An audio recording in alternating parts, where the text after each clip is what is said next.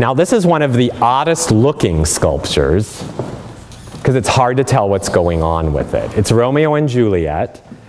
This particular bronze is the only bronze of this work that Rodin did during his lifetime, this exact piece.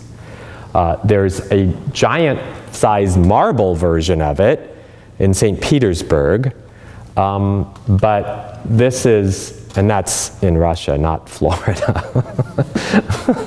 Just people are like, wow, where is it in Florida? But no, it's in Russia. And, but this was the only bronze he did. So the patina on this is very, very interesting. It's really, really colorful. We'll talk about the patinas when we get over to the kiss. But the idea of this sculpture was he was so influenced by Michelangelo. He felt that Michelangelo was the greatest modern sculptor of all time.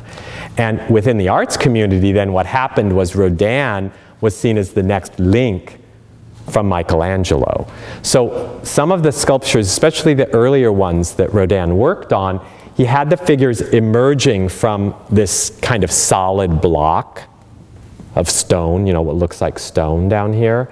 Because one of the things that Michelangelo mentioned during his lifetime was he felt that, you know, if you're familiar with Michelangelo's statues, a lot of them feel like they're kind of coming out of the stone. You know, and they don't have like their arms stretched out or something. They're kind of like, you know, in here and they're in that stone. Michelangelo actually said, I'm making my sculptures so that if I roll them down a hill, when they get to the bottom of the hill and I stand them up, they're still fine.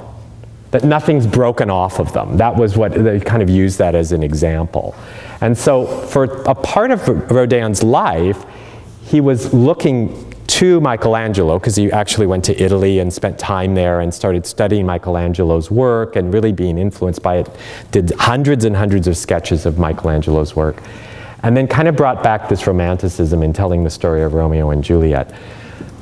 So in this, I know it's really hard to tell. One of the kids said another really good thing when we were standing over there looking back at this was, it looks like he's blowing a bubble, which I thought was really, really funny. That they thought the woman's head was just a bubblegum bubble, you know, was all that was happening.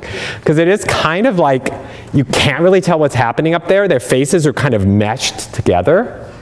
And that's really, really important in his work because he didn't want to capture this kind of moment of this peck on the lips, you know. It was this movement, this passion of Romeo climbing up the side of the building, leaping over the balcony, getting wrapped up in the draperies there. You know, they're tangled up in the drapes, and then they're kissing. I mean, there's so much going on here. You even get kind of a remnant of this scar on his leg where he hit his leg coming up the hill and reaching over into the balcony. So there's a lot going on here that is kind of hard to tell what's happening, but it's really about this motion, as if they're almost, you know, vibrating here. So it gets really kind of, I mean, when you get up close into their head, into their faces, they're just mangled in there.